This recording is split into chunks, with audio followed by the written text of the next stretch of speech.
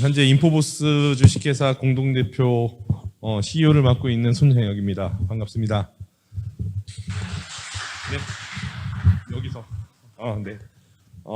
오늘 이런 또 소중한 자리 만들어 주셔가지고 감사드리고 저는 오늘 그 ESG 관련돼서 얘기도 하지만 오늘 8월달이 청년 창업 문제 해결의 달, 뉴스데이 이렇게 정해져 있어서 제가 이제 IT 1세대로 1996년도에 사업을 처음 시작을 했어요. 그래서 창업자들이 가져야 될 그리고 이제 알아야 될 내용들도 좀 중심으로 해가지고 좀 자료를 준비했고요. 간단하게 제 소개를 드리면 IT 벤처 1세대 하면서 솔직히 IT라고 하는 산업이 초기에는 없었어요. 그래서 굉장히 좀 포지션하기 좀 힘들었었는데 지금은 벤처 산업이 굉장히 많은 키워드들을 끄집어내고 활성화되고 있는 상황인데 힘들게 또 창업을 준비하시고 아이디어를 갖고 하시는 여러 창업자들에게 조금이나마 도움이 될 수 있는 얘기들을 어떻게 준비를 할까 고민을 좀 많이 했었는데 하여간 저는 97년도부터 해서 사업을 2번 시작을 했고요. 그리고 첫 사업은 굉장히 잘 됐었어요. 그래서 30대 때 굉장히 많은 돈을 좀 벌기도 했었고 현재 그냥 통용되고 있는 웹 에이전시를 해서 한 1000여 개의 회사 이상 그리고 우리나라 유수 대기업들도 제가 다 하면서 인터넷 비즈니스 모델도 만들고 거기에 따른 여러 가지 프로그램도 개발을 하고 있었는데요. 그러다 보니까 노하우가 좀 생겼고 하다가 이제 금융에 대해서 솔직히 잘 몰랐기 때문에 투자를 굉장히 많은 곳에서 이제 해주겠다고 했는데도 불구하고 투자는 곧 빚이다라고 생각을 했죠. 그때 당시는. 그래서 사업이 첫 번째 실패를 하고 또 처음에 이제 금융을 몰라서 두 번째는 이제 기술에 대한 것들이 지금 노하우가 있다 보니까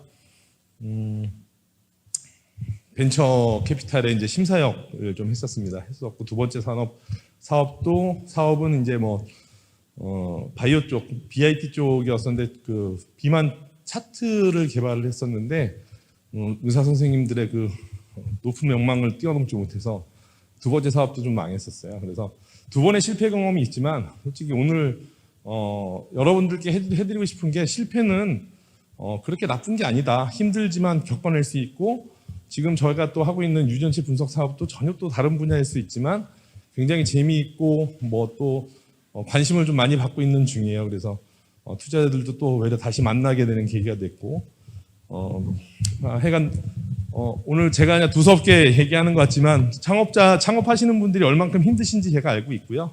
그리고 그걸 어떻게 해결해 나가야지 되게 좋은지 그리고 제가 한 20여 년 동안 느꼈던 것들 그리고 해야 될 일들을 갖다가 키워드로 잠깐 정리를 했어요. 그리고 처음에 말씀하셨다시피 이제 ESG라고 해서 요즘에 지속 가능한 경영에 대해서 사람들이 많이 얘기하고 있는데 그게 왜 생겼는지부터 말씀을 드릴게요. 그래서 아까 ESG가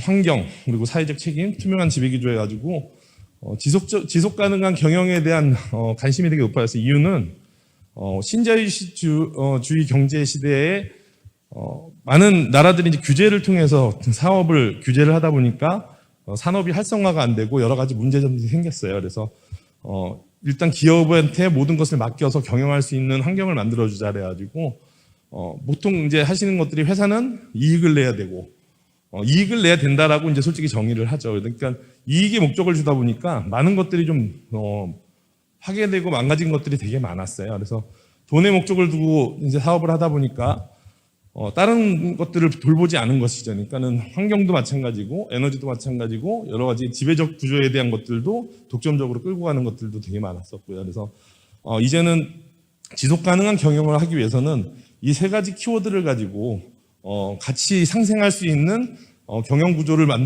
사업 구조를 만들 수 있는 회사들을 장려를 하겠다라고 하는 어떤 캠페인성이지만 캠페인이 절대 아닙니다. 왜냐하면 ESG의 지속 가능한 경영을 되지 않으면 이제 투자자들도 움직이지 않는 구조가 돼 있거든요. 왜냐하면 굉장히 소비적인 어떤 상황으로 사업을 하다 보니까 문제점들이 많이 나오고 그 투자자들도 투자를 했을 때 그만큼 수익이 많이 나지 않다라고 하는 것을 통계적으로 알게 됐어요. 그래서 이제 기후변화 및 탄소 배출, 환경 오염 규제, 말은 되게 어렵습니다. 그리고 생태계 생물 다양성 보호, 자원 및 폐기물 관리, 에너지 효율, 책임 있는 구매 조달 등에 대한 어떤 친환경 경영에 대한 목표들도 좀 있고요. 그리고 소셜한 사회적 책임에 대한 고객 만족, 데이터 보호, 프라이버시, 아까 고객 데이터에 대해서 이제 개인 정보에 대해서도 한번 말씀하셨죠. 그리고 인권, 성별, 평등 및 다양성 존중, 지역사회 관계, 공급망 관리, 그다음에 근로자 안전, 그다음에 이제 투명한 지배 구조로는 이사회 및 감사위원회, 뇌물 및 반부패, 로비, 정치기부, 이런 것들 하지 말자라고 이제 해서 요거 키워드들은 굉장히 좀 어려운데 보통 네이버도 솔직히 의장제를 하잖아요. 그러니까는 경영주하고 의사회 의장과의 또 분리를 해서 서로 이제 그 경영 주체가 모든 것을 다 이끌어가는 것을 조금 제어를 해보자고 하는 것들이 있기 때문에 요즘 스타트업 중에서 좀 큰 회사들은 전부 다 의장들이 좀 많이 있습니다. 그래서 그게 이제 여기서 좀 나왔던 것들을 계속 땄던 거고요. 그래서 의장 그리고 대표이사, 감사가 각기 따로 체제를 움직이는 그런 구조를 갖게 됩니다. 그리고 이거에 대한 ESG에 대한 어떤 실현 가능 목표들은 굉장히 많아요. 스타트업에서도 할 수 있는 것들도 많고, 그러니까 작게는 예를 들어서 머그컵 사용하는 것들도 중요합니다. 그러니까는 할 것들은 되게 많은데 내 사업 비즈니스 모델이 이런 것과 어떻게 주체를 이뤄서 같이 갈 수 있는지에 대한 고민들은 자료를 좀 찾아보셔서 하게 되면 훨씬 더 이제 투자를 받거나 하실 때 도움이 많이 될 거라고 저는 생각을 합니다. ESG 설명은 아직은 이제 우리나라에서도 대기업 위주로 좀 하고 있는 거고 스타트업은 아직 조금 먼 것 같이 생각이 들지만 지속 가능한 경영에 대한 어떤 개념들을 여러분들이 빨리 적용을 해서 내 비즈니스와 내가 지금 구상하고 있는 비즈니스와 같이 매칭을 시켜서 나갈 수 있는 목표 설정을 하시게 되면 조금 더 투자나 아니면은 기업 활동하시는데 훨씬 더 비전을 제시하는 가능성이 더 높지 않을까라고 생각을 합니다. 일단 본론으로 들어가는데요. 청년 창업 문제 해결의 날 뉴스데이이기 때문에 사업에 대해서 설명을 해드리고 싶어요. 이거는 아까 ESG에서 갑자기 툭 떨어져서 넘어가고 그런데 오히려 여러분들한테 조금 더 도움이 되지 않을까 싶은 생각들이고요. 제가 심사역하면서 느꼈던 것들은 모든 대표님들은 자기 제품이 최고라고 생각을 하세요. 객관성이 굉장히 떨어지는 거죠. 그러다 보니까 거기에 몰입을 하게 되고 집중을 하게 되다 보니까 경쟁력에서 솔직히 많이 문제가 생겼어요. 그래서 그런 것들을 낱낱이 하나씩 제가 좀 파서 어떻게 정리를 해서 정립을 해가지고 사업을 하면 조금 더 안전하게 저처럼 두 번의 실패도 없이 할 수 있는 방안이 있을까. 여러 가지 책도 보고 하지만 솔직히 굉장히 어렵게만 얘기가 나왔어요. 그래서 최대한 쉽게 제가 오늘 좀 설명을 해드리려고 합니다. 솔직히 어떤 사업이든 간에 상품이 있죠. 상품이 있는데 그거는 상품이 보이는 물건, 프로덕이, 그러니까 요즘에는 IT 쪽은 솔직히 서비스들이 굉장히 많죠. 근데 이제 상품의 유형이 있는데 그게 이제 유형이냐, 물건이 보이는 거냐, 아니면 무형적인 서비스냐에 대한 것들에 대한 포지션을 먼저 생각을 하셔야 돼요. 그래서 내가 하고자 하는 사업이 유형이냐, 무형이냐, 이런 정의들을 하나씩 한 단계씩 생각을 하시고 거기에 따라서 어떻게 연역적으로 사업 방향을 정할지에 대한 것들도 생각을 하시면 굉장히 좋습니다. 그래서 사업은 제가 꽤 많은 회사들을 만나보고 했지만 유형 아니면 무형 딱 두 가지로 분류가 된다. 그래서 그냥 심플하게 생각을 하시면 되고요. 상품의 판매를 하기 위해서 아이디어, 저희가 이제 그 창업 멘토를 꽤 오래 했었는데요. 하다 보면 아이디어만 갖고 굉장히 덤비시는 분들이, 덤빈다라고 하는 표현이 조금 저속한지는 모르겠지만 저는 좋은 뜻으로 도전적인 의미로 생각을 하는데요. 하시려고 하시는 분들이 굉장히 많아요. 근데 아이디어만 갖고 사업을 하실 수 있다고 하면 모든 사람들이 아이디어 갖고 다 사업을 해서 성공을 했겠죠. 근데 절대 그렇지 않습니다. 그래서 아이디어가 생각이 됐을 때는 그게 정말 독창적인지, 그리고 대중성이 있는지, 그리고 또 하나는 정말 편리한지, 이런 모든 것이 요즘에 스타트업들이 하는 게 어떤 문제 해결에 대한 방안들을 좀 설정을 해놓고 그걸 해결하는 방안으로 이제 PT도 좀 많이 하시죠. 그래서 내 상품이 진짜 독창성이 있는지, 대중성이 있는지, 편리성이 있는지 이런 것들을 아시게 되려면 내 아이디어 상품이다 그러면 키프리스나 이런 데 특허청 사이트에 들어가시면 유사한 키워드들로 내 제품이 갖고 있는 키워드들 몇 개만 치시면, 아까도 뭐 칫솔 제가 받기도 했고, 그다음에 이제 목욕하는 거, 뭐 타올로 목욕하는 것도 있었는데 타올, 목욕, 물 없이 목욕 뭐 이런 식으로 해서 키워드 찾아가지고 특허를 검색하시면 관련된 정보가 굉장히 많이 나옵니다. 그럼 솔직히 놀랄 때가 되게 많아요. 이건 나 혼자밖에 모르는 것 같았는데 솔직히 나오는 게 거의 다 있습니다. 예, 그래서 이제 그런 것 정보를 먼저 검색을 해보시고 하시면 시간도 줄일 수 있으시고, 그다음에 방안도 어떻게 난 얘랑 뭐가 차별이 돼라고 비교를 해서 어떤 탈출 방안을 또 만들 수 있는 것들이 되는 거죠. 그리고 대중성은 요즘에는 뭐 그 NLP로 이제 하는 딥러닝도 많고 여러 가지 있지만, 키워드 검색들 하다 보면 노출되는 빈도들 이렇게 검색하실 수 있는 것들 나오잖아요. 그러니까 내가 갖고 있는 상품이 지향하는 키워드가 뭔지를 정리를 좀 해보시고, 검색을 해보면 그 키워드가 얼만큼 노출돼서 사람들한테 많이 검색을 당하고 있는지를 검색을 해보시면 또 객관적인 데이터를 간접적으로 또 얻을 수가 있습니다. 그리고 편리성은 주변부터 말씀을 하세요. 그게 이제 어떤 유형적이든 무형적이든 이런 서비스 아니면 이런 제품이 있는데 너라면 사겠니? 이러한 거를 할 거야 라고 해서 주변에 있는 친구, 친인척들부터 해서 시장 조사를 하시는 게 굉장히 중요해요. 시장 조사가 어려운 게 아니에요. 그래서 가까운 지인들부터 이렇게 좀 모니터링을 하고 리서치를 하게 되면 거기에 대한 피드백이 항상 옵니다. 근데 거의 다 대부분이 90% 이상이 부정적인 의견을 되게 주세요. 근데 그렇다고 해서 앞에 두 개, 독창성과 대중성이 있는 걸 확인하셨다고 하면 절대 기죽으실 필요가 없어요. 뭐 남들은 솔직히 모든 사업을 하시면 다 부정적인 얘기가 솔직히 더 많거든요. 근데 그게 나한테 도움이 되진 않지만 들어줄 필요는 있습니다. 그래서 이제 이런 세 가지의 키워드들로 여러분들이 조금 더 하고 사시고자 하는 사업에 대한 그 프로덕트, 제품이 아니면 서비스가 어느 정도의 위치인지 한번 생각을 해보시는 거죠. 그리고 상품의 판매는 요즘에 뭐 원체 이제 소셜에 관한 것들이 10년 전부터 굉장히 대두가 돼서 많이 나왔었는데, 어떻게 접근을 하고 어떻게 알릴 것인지, 예전에는 광고 매체가 이제 딱 정해져 있었거든요. 그리고 뭐 페이스북도 솔직히 광고 회사고 구글도 광고 회사입니다. 예. 그래서 이제 광고 회사들이 돈을 굉장히 많이 벌었는데 어떤 식으로 할 건지에 대한 방법들은 요즘에는 SNS나 이런 것들이 굉장히 많아요. 예. 그래서 뭐 활용할 수 있는 것들은 굉장히 많기 때문에 옛날보다는 접근하기가 쉽고, 솔직히 제가 조금 노력하는, 내가 노력해서 시간을 할애하면 그만큼 충분히 효과를 볼 수 있는 것들이 굉장히 많이 있습니다. 그래서 이런 것들도 책을 좀 보시고 소셜 활용하는 방안들도 좀 찾아보시고요. 저는 이제 저희 회사 같은 경우는 식물 유전체를 하는데, 전 세계 식물 유전체 분석을 인공지능을 통해서 식물 유전체 분석을 하고 그 성분을 찾아내서, 식물이 갖고 있는 성분을 찾아내서 뭐 제약도 만들고, 그다음에 뭐 건강식품도 만들고 화장품도 쓰는 그런 사업을 하는 게 전 세계에 없어요. 그리고 또 연구 기반의 어떤 회사다 보니까 연구했던 자료들이 굉장히 많은데, 관련된 유사한 기사들을 담당하는 기자들을 전부 다 메일 보내고 연락을 직접 해서 직접 저는 만났어요. 그래서 저희 회사를 한번 쳐보시면은 굉장히 많은, 한 1년 반 정도, 피보팅 한 지가 1년 반 정도 됐거든요. 그래서 기사가 한 달에 한 두세 건 이상은 계속 나왔습니다. 그러니까 저희는 팩트 베이스이기 때문에 어떻게 보면 조금 수월했죠, 내는 것들이. 그래서 이제 여기 있는 어떤 매체들도 직접 가서 만나서 하시다 보면 기자들이 또 그 분야의 전문성들이 있기 때문에 관련 분야나 관련된 업종들에 대한 정보들을 또 주기도 해요. 그래서 그것도 직접 만나서 얘기를 하시면 굉장히 좋고요. 그래서 저는 솔직히 홍보나 이런 것들 돈을 거의 안 씁니다, 저희 회사 같은 경우도. 그래서 기자를 저희는 좀 연구 베이스이기 때문에 많이 활용을 하는데, 여러분들도 갖고 있는 상품이나 제품, 서비스 같은 거를 어필을 해야겠다 그러면 그 기자들도 한번 만나보시는 것도 나쁘지 않습니다. 물론 한 번에 만나지진 않아요. 저도 굉장히 좀 집요하게 연락을 드렸었고요.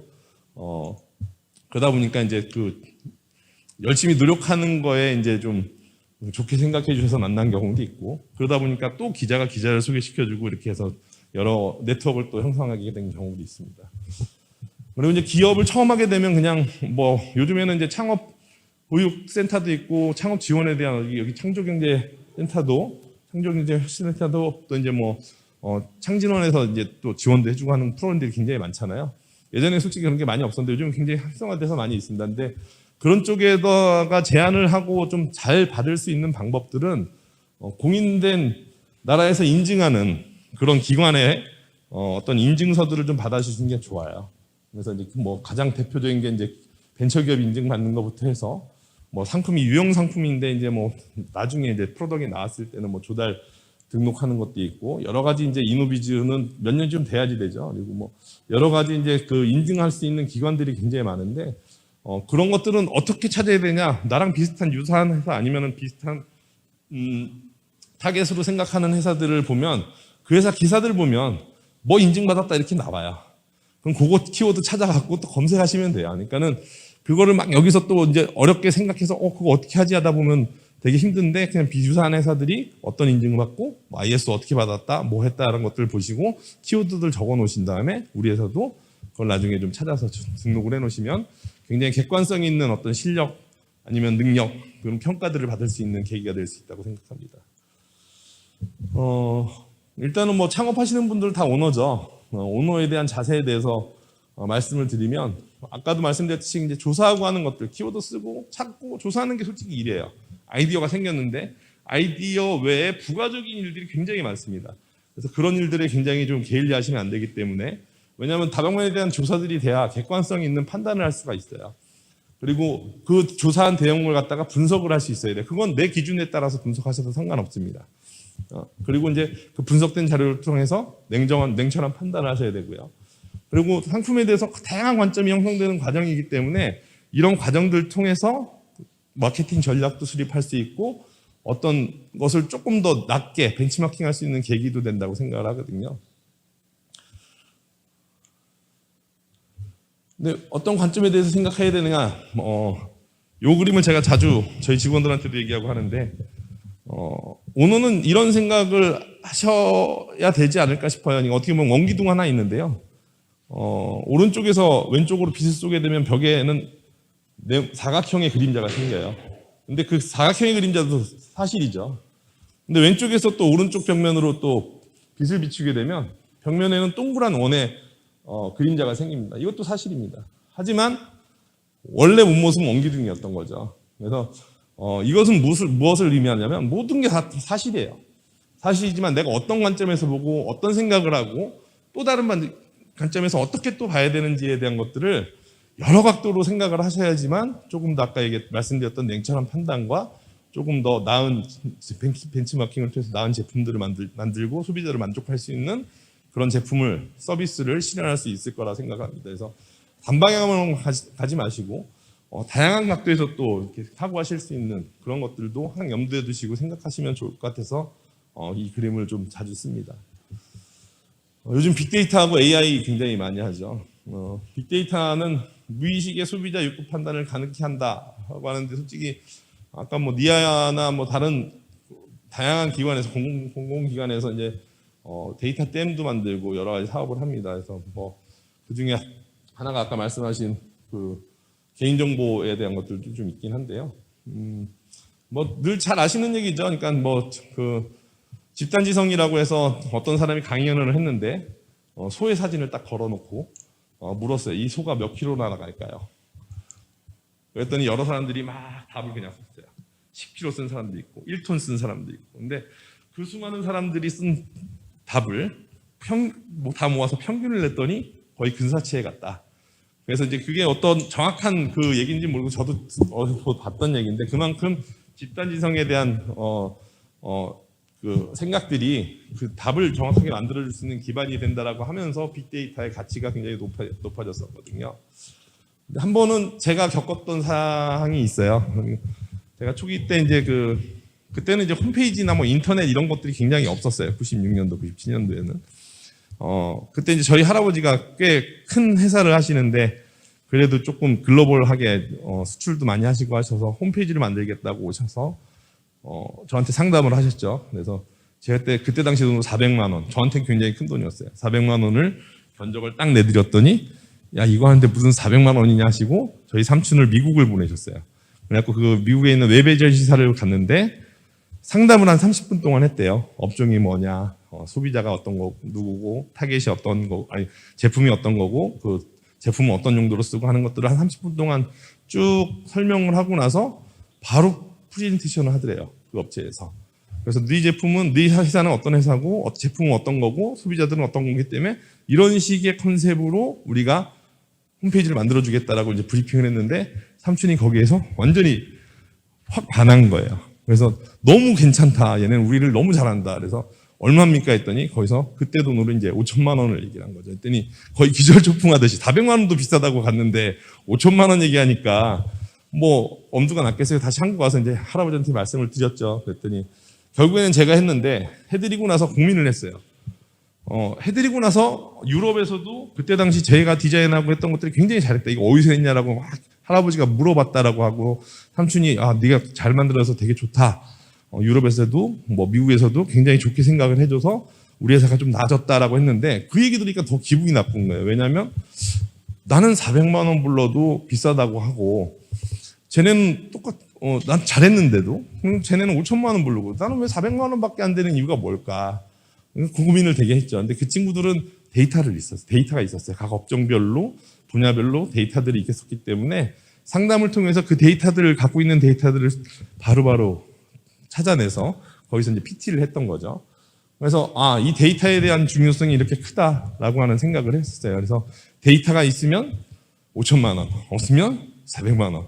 뭐 요즘에 5천만 원, 400만 원, 뭐 100만 원 단위, 1000만 원 단위가 이렇게 좀 쉽게 들릴지 모르지만 뭐 공 하나 더 붙여주셔도 상관없습니다. 그때 당시 팩트를 갖고 말씀을 드린 거라서 감이 좀 없으실 수 있지만 그래서 여러분들이 이제 하실 수 있는 것들은 제품에 대해서도 다양한 정보를 가지고 와서 비교를 하고 벤치마킹 하는 만큼 여러분들의 제품과 서비스는 가치가 굉장히 올라간다는 것을 제가 확실하게 말씀을 드리고 싶어요. 20년, 4, 5년 전에도 그랬으니까 지금은 더한 세상이 됐겠죠. 시대가 됐겠죠. 그리고 상품 포지셔닝에 대한 건데 내 제품과 내 서비스가 어떤 타겟을 지향하는지에 대한 것을 정확하게 또 갖고 계셔야 돼요. 일전에 이제 제가 멘토링 해줬던 회사가 하나 있었는데 그때도 이런 식으로 포럼을 해서 각 제품들을 이제 설명을 하고 이제 평가를 좀 받고 어드바이스를 좀 받는 자리였었는데 어떤 분은 이제 그 독서실에서 쓰고 있는 책 보면대 같은 거를 이제 만드셨어요. 근데 이제 굉장히 또 네거티브한 얘기들이 나왔죠. 근데 이분은 그거를 조금 피해 가시려고 했는지 몰라도 조달에다가 올려서 조달 쪽에는 공공에서 운영하고 있는 지자체 도서관도 많고 했기 때문에 매출이 되게 높을 것이다 그랬는데 제가 조달 데이터베이스 핸들링하는 걸 굉장히 잘하거든요. 딱 데이터를 뽑아서 봤더니 조달 쪽에 그 독서대가 매출이 전체 1억밖에 안 되는 거예요. 네, 1억밖에 안 돼요. 전국에. 네, 그래서 외람된 말씀인지 모르지만 전 데이터만 갖고 얘기를 했을 때 조달에 대해서 공부를 하셨냐. 근데 조달해서 보니까 작년 매출이 1억 정도밖에 없더라. 근데 그걸 어떻게 헤쳐나가실 거냐 했더니 얼굴이 굉장히 빨개지셔가지고 좀 난감해 하셨었는데 따로 제가 또 죄송스러워서 그러니까 저는 이제 경각심을 좀 일으켜서 그냥 그걸 순간순간 노면하기 위해서 이렇게 어떤 답변을 하는 것보다는 정말 사업은 장난이 아니기 때문에 그걸 확실하게 인지를 시켜주기 위해서 이렇게 말씀드렸는데 조금 미안하더라고요. 그래서 나가서 다른 또 방법을 대안을 같이 한번 고민도 하고 했었는데 내 상품과 서비스가 기업, 정부, 개인 뭐 이럴 때는 이제 기업이 됐을 때는 B2B 전략이 굉장히 좀 필요하겠죠.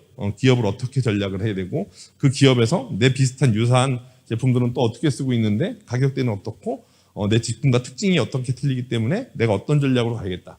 정부에서도 솔직히 뭐 조달해서 거의 다 하긴 하는데 조달 등록하려면 또 어떻게 되는지 아니면 또 조달에서 또 활용돼 많이 쓰는 것들 데이터들이 되게 많이 있어요. 되게 숨어져 있는데 조달 G2B 들어가시면 그런 것들을 한번 찾아서 엑셀로 좀 다운 받으셔가지고 내 관련된 유사한 상품 서비스가 있으면 그거에 대한 자료들을 좀 분석을 하는 것들이 좀 필요하고요. 개인들은 또 솔직히 요즘 트렌드라는 게 있잖아요. 요즘 원체 다양해서 유행이라는 단어가 솔직히 많이 없어졌는데 저희 때는 유행이라는 게 있었거든요. 예를 들어서 뭐 빨간색이 유행한다고 다 빨간색인 거예요. 근데 지금 그런 게 없어서 그런데 그래도 여러분들 또 세대에 맞는 또 트렌드들이 있으니까 그런 것들을 여러분들이 훨씬 더 잘한다고 생각을 해요. 그래서 그런 트렌드 분석들을 하시고 어떤 전략들을 한 다음에 개별적인 니즈를 만족을 시키면 조금 더 매출이나 긍정적인 결과를 얻을 수 있는 계기가 되지 않을까 생각합니다. 그래서 체크 포인트는 여기서 한번 돌아보는 거죠. 내 제품과 서비스가 나는 내 상품의 타겟을 정확하게 인지하고 있는지, 그리고 내 상품의 타겟 정보를 충분히 확보하고 있는지에 대한 것들도 갖고 있어야 돼요. 그리고 특히나 이제 투자를 받거나 하실 때는 숫자 갖고 얘기하는 게 굉장히 많습니다. 그래서 숫자 갖고 객관적인 데이터를 계속 들이대야 되거든요. 그러니까 전체 시장이 뭐 10조야. 10조인데 내가 할 수 있는 거는 별로 안 돼요. 근데 그걸 숫자로 표현을 해드려야 되는데 물론 많은 조사들이 필요하고 객관적인 데이터와 자료를 뒷받침해서 이렇기 때문에 내가 포지션하는 건 이 부분이고 왜 될 수 있는지에 대한 가능성은 어떤 장점 때문이다라고 얘기를 할 수 있어야 되기 때문에 이런 것들도 굉장히 좀 필요하다고 생각합니다. 내 상품의 영향력, 이건 뭐 이 PPT를 만든 지는 꽤 되긴 했는데 법에 대해서 공부하고 있는가? 솔직히 법 가지고 공부해야 되냐? 해야 됩니다. 솔직히 돈 많아도 못하는 사례가 있죠. 타다 보셨죠? 타다. 네, 타다.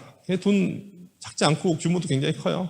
근데 법을 모르니까 뛰어들었다가 규제에 걸린 거죠. 시계에서. 지금 뭐 조금 풀렸다고 하는데 그만큼의 시간들을 보낸 것들은 비용으로 한 사람은 어마어마한 시간들이 좀 소비가 된 것들이에요. 그래서 내 관련된 제품이나 서비스가 어떤 법에 속하는지도 국가법령정보에도 보시면은 다양한 법들이 있습니다. 그래서 보시고 그 상품이나 제품이 서비스가 안전지대, 법의 보호를 받을 수 있는 건지 위험지대, 법의 규제를 받는 건지 그 두 가지를 정확하게 알고 나서 또 사업을 하셔야 돼요.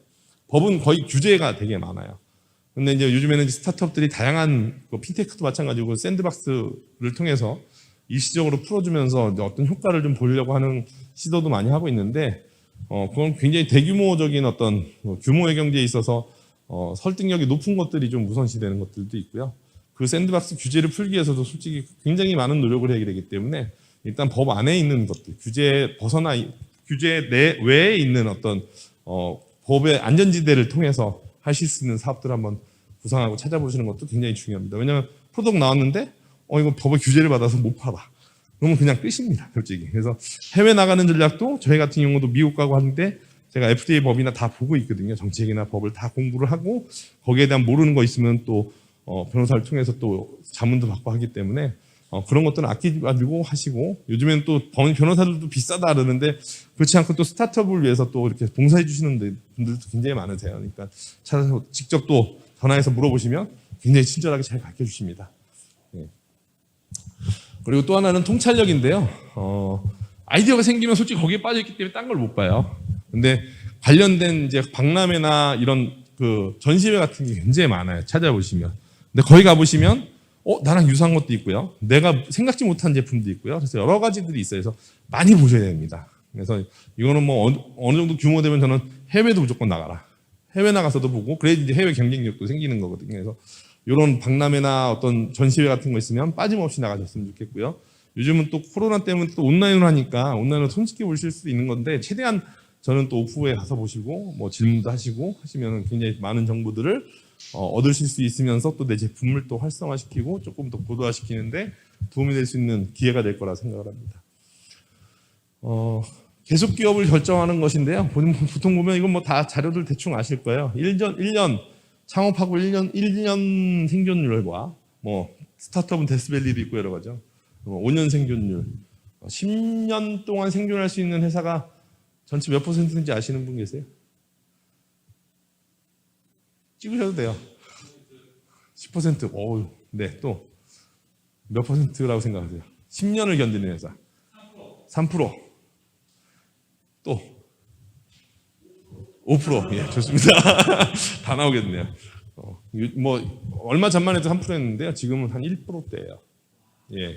그러니까 100개 하면은 한 개도 거의 못 남아요. 10년 동안 갈 수 있는 회사들이. 그러려고 하면 여러분들이 지금 창업해서 10년을 갈 수 있는지를 고민하는 게 아니라 10년을 가기 위해서 내가 무엇을 해야 되는지를 생각해 보시는 게 훨씬 더 생산적이지 않을까라는 생각을 하고 있습니다. 그래서 뭐 변화를 두려워하느냐 그리고 변화에 순응하느냐 이거가 되게 중요하지 않을까 싶습니다. 그래서 변화는 항상 변합니다. 저희 때보다 여러분들 때가 훨씬 더 빨리 변하고요. 앞으로는 더 빨리 변할 수도 있어요. 그래서 변화를 내가 이끌어갈 수도 있지만 또 순응해야 될 때도 있을 것 같아요. 그러니까 그런 것들에 대한 선택도 어떻게 해야 되는지 고민을 해보시면 되게 좋을 것 같고요. 그리고 셀프 포지셔닝 이거 되게 굉장히 중요한 거라 생각을 해요. 다양한 분들이 이제 사업을 하신다고 아이디어나 기술이나 갖고 이제 시작을 하시는데 제품에만 몰두하다 보니까 내가 어떤 사람인지 잘 모르실 때가 되게 많아요. 근데 이제 그 조직이 좀 구성이 되고 어느 정도 규모가 조금씩 커질 때 그 리스크들이 그때 대해서 두드러지게 올라오거든요. 근데 그런 걸 조금 더 미리 미연에 방지를 하시려고 한다고 하면 내가 이 적어도 네 가지 타입 중에서 어느 타입인지를 정확하게 아셔야 돼요.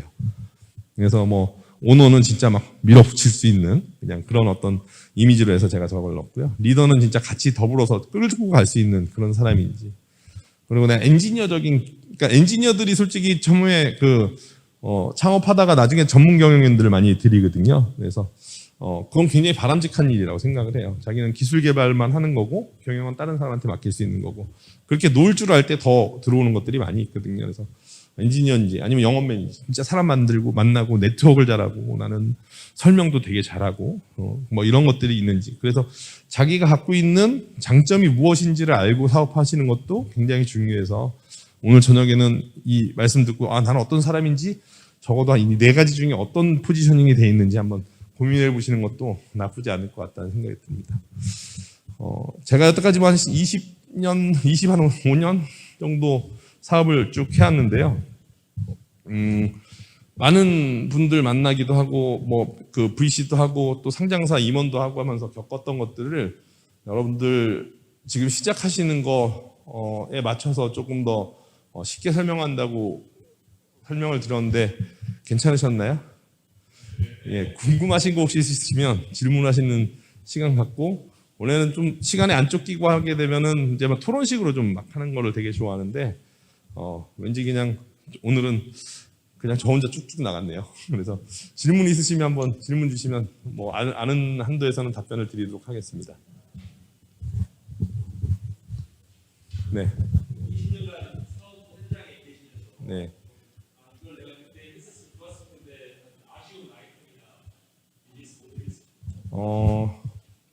그 두 번째 사업했던 그 비만 차트는 아직도 솔직히 없어요.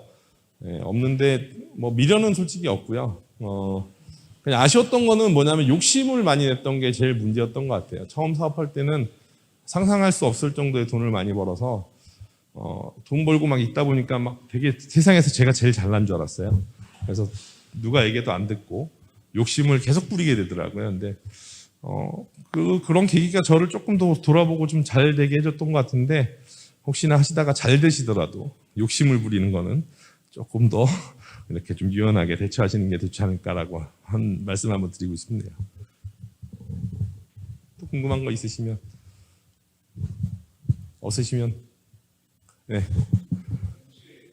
네.